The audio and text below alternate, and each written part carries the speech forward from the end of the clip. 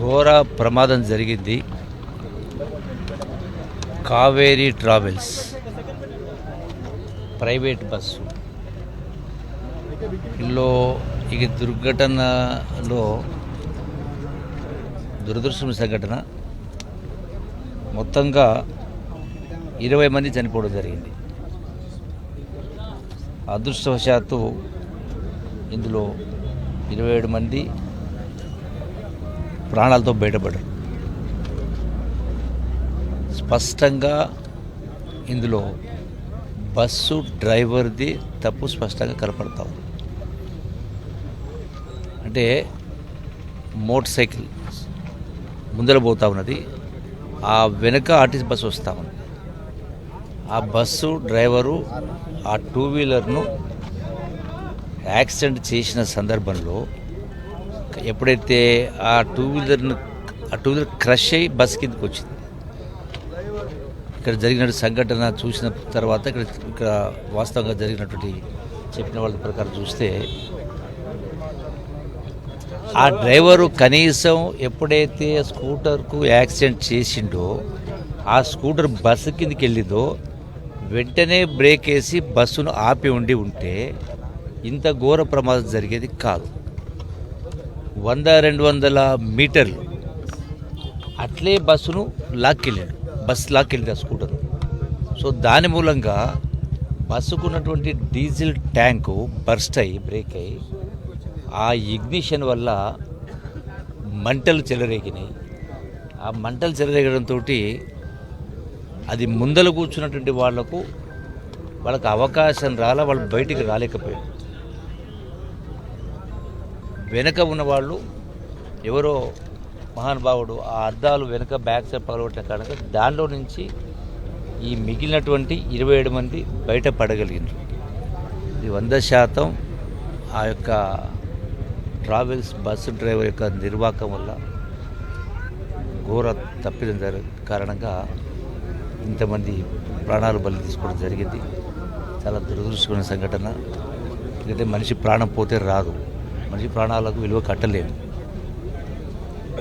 అది కూడా పేదవాళ్ళు బెంగళూరు నుంచి హైదరాబాద్ నుంచి బెంగళూరు పోతా ఉన్నారు. చాలా దురదృష్టమైన సంఘటన. ఇటువంటిది జరగొద్దు. కట్టుదిట్టమైనటువంటి అంటే ఆ బస్సుల యజమానులు కూడా డ్రైవర్లకు సరైన ట్రైనింగ్ ఇవ్వాలి. వాళ్లకు ఆ స్పృహ లేని కారణంగా ఎప్పుడైతే ఇంత స్పష్టంగా కొట్టేసిన కనపడతా ఉంది, యాక్సిడెంట్ కాగానే అట్లీస్ట్ అసలు ఆ స్కూటర్ను గుద్దడమే తప్పు. దానితో మళ్ళీ 200 మంది ముందుకు తీసుకెళ్ళడం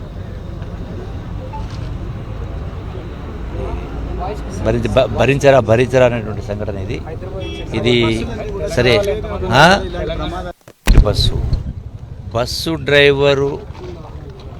బస్సు డ్రైవరు చేసినటువంటి తప్పిదం వల్ల ముందల స్కూటర్ పోతూ ఉన్నప్పుడు సైడ్ నుంచి అయినా పోవాలి, స్లోనైనా పోవాలా.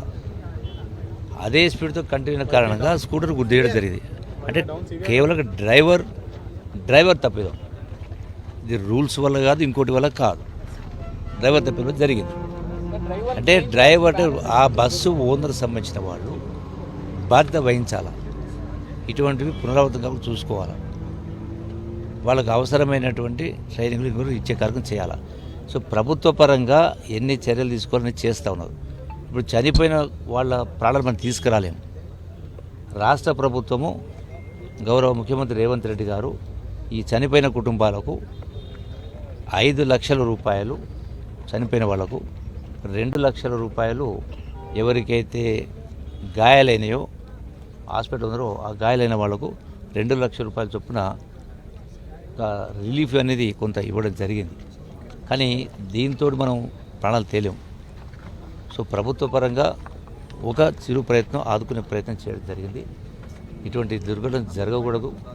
దీనికి ప్రభుత్వాలు చేసే కార్యక్రమాలు ప్రభుత్వాలు చేస్తూ ఉన్నాయి.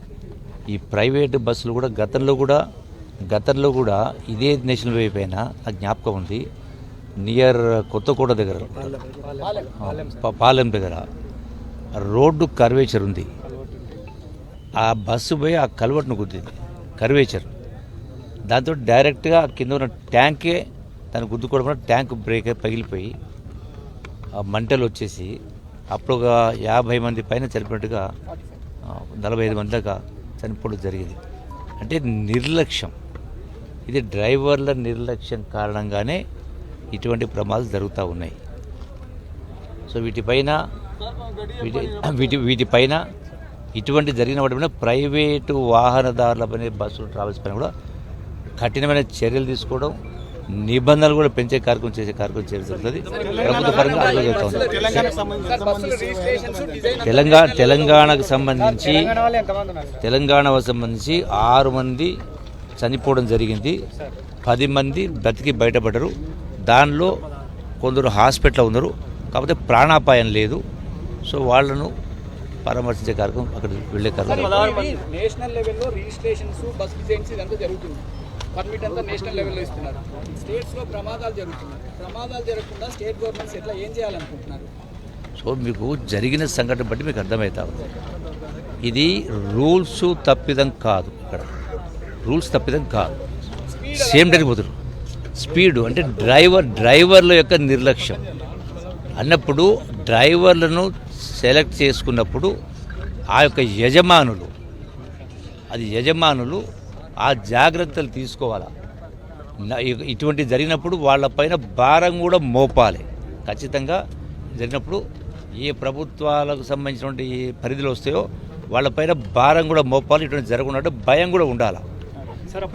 మంత్రి గారు చెప్తున్నటువంటి మొత్తంగా మాత్రము ఈ యొక్క ప్రమాదం చాలా దురదృష్టకరం అని చెప్తున్నారు. ఈ ప్రమాదంలో తెలంగాణకు సంబంధించినటువంటి ఒక 6 మంది చనిపోవడం జరిగింది, మరొక 10 బయటపడ్డారని చెప్తున్నారు. వీరికి ప్రభుత్వ పరంగా 5 లక్షల రూపాయలు పరిహారం కూడా ప్రకటించడం జరిగిందన్నారు. తర్వాత ఎవరైతే ఈ యొక్క ప్రమాదంలో క్షతగాతులుగా ఉన్నారో వాళ్ళకి ప్రభుత్వం తరఫున 2 లక్షల రూపాయలు కూడా ప్రకటించినామని చెప్తున్నారు. మొత్తంగా మాత్రం ఇలాంటి ప్రమాదాలు జరగకుండా మరిన్ని కఠినమైనటువంటి చర్యలు కూడా తీసుకుంటామని ఆయన చెప్తున్నారు. 10 మెంబర్స్ని తీసుకొచ్చారు. మొత్తం 10 మెంబర్స్లో 3 మెంబర్స్కి ఫుట్లో ఉన్న కింద క్యాల్కేనియం బోన్ ఫ్రాక్చర్ సస్పెక్ట్ చేశాం. దాంట్లో 2కి ఫ్రాక్చర్స్ ఉన్నాయి.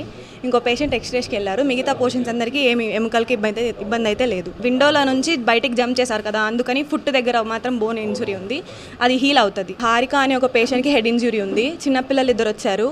జస్విత అనే పేషెంట్కి రైట్ లెగ్ మీద అబరేషన్ ఉంది. ఇంకో చిన్న పాప అకిరానందన్ అని చెప్పేసి రైట్ ఫుట్ దగ్గర అబరేషన్స్ ఉన్నాయి. సూర్యకుమార్, సత్యనారాయణ పేషెంట్స్కి ఫుట్ దగ్గర పెయిన్ అండ్ బయట ఎక్స్టర్నల్ ఇంజరీస్ అయితే ఏం లేవు. 3 మెంబర్స్కి మాత్రమే మనకు బోన్ ఇంజరీస్ ఉన్నాయి. వాటికి సంబంధించింది ఎక్స్రేస్ ఇన్వెస్టిగేషన్స్ చేసి క్యాల్కేనియం బోన్ ఫ్రాక్చర్ ఉన్న వాళ్ళందరికీ కూడా స్లాబ్ అంటే మనము ఆర్థోపెడిక్ సపోర్ట్ స్లాబ్ పెట్టేసి అడ్మిట్ చేశాము. దాన్ని బట్టి కన్జర్వేటివ్ మేనేజ్మెంట్, సర్జికల్ ట్రీట్మెంట్ అవసరం ఉండదు. యాజ్ ఆఫ్ నో వచ్చిన వాళ్ళు అందరూ స్టేబుల్గా ఉన్నారు. విండోలోంచి దూకడం వల్ల ఆ బరువు అంతా ఫుట్ బోన్ మీద పడడం వల్ల ఆ క్యాల్కేనియం బోన్ అనేది ఫ్రాక్చర్ అయింది. సో అదంతా కూడా పీసులు అంటే కమ్యూనిటెడ్ ఫ్రాక్చర్ ఉంది. సో దానికి మనము స్లాబ్ వేసి కన్జర్వేటివ్ మేనేజ్మెంట్ చేసుకొని ఒక 1 మంత్ బెడ్ రెస్ట్ ఉండడం వల్ల సెట్ అవుతుంది.